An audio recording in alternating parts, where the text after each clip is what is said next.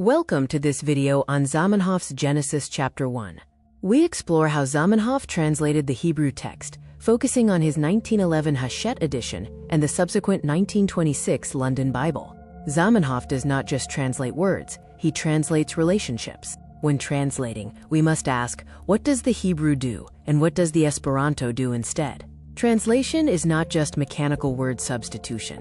We analyze the relationship between Hebrew features, translation solutions, and Esperanto structures.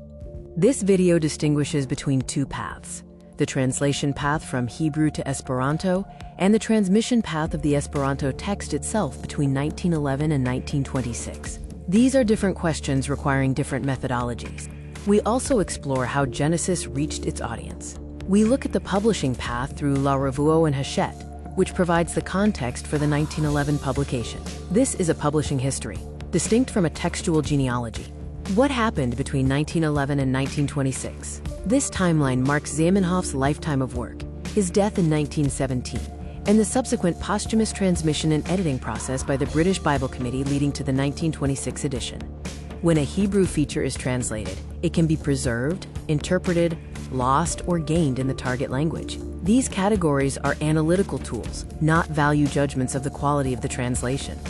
We use two distinct classification axes. Axis A assesses the proof level of our analytical claims, while Axis B categorizes the type of translation transformation. Distinguishing these two functions is crucial for our methodology. Let's look at an example.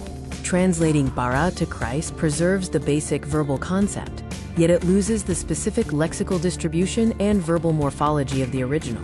Dictionary equivalence does not equate to structural identity. In our second example, the term rûaḥ has a wide semantic field, including wind, breath, and spirit. Choosing spirito is a clear instance of interpretation, which inevitably involves semantic reduction without implying a translation error. Our third example examines the plural form, naʿăśeh, rendered as ni rûaḥ. This preserves the morphological plurality, but the identity of the reference remains an open interpretive question beyond the grammar. Zamenhof also created a lexical bridge between different creation stories. By using a common structure for different Hebrew pairs, he links them, demonstrating how Esperanto structure itself functions as a translation tool for coherence. Ultimately, Zamenhof translates relationships, not just words. His work reconstructs textual interrelations across linguistic systems. Esperanto serves both as a medium of translation and as a powerful structural tool. What changed between 1911 and 1926? A direct collation shows extreme lexical stability. Out of 31 verses, 29 remain lexically unchanged, demonstrating that the 1926 London Bible is remarkably consistent with the 1911 edition. We are left with a question regarding the intermediate 1915 manuscript stage.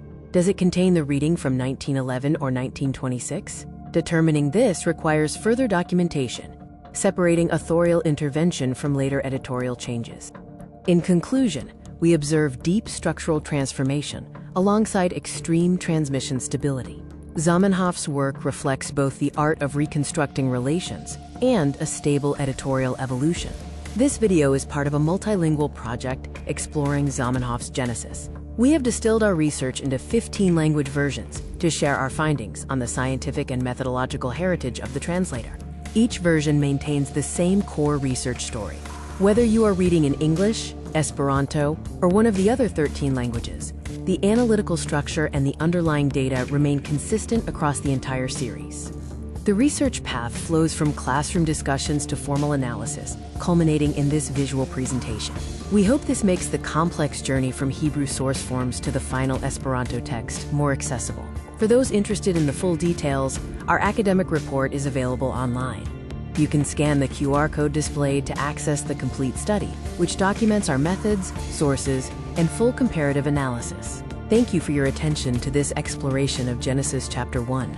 As we have seen, Zamenhof's work continues to offer rich insights into the art of translation and the history of the Esperanto Bible.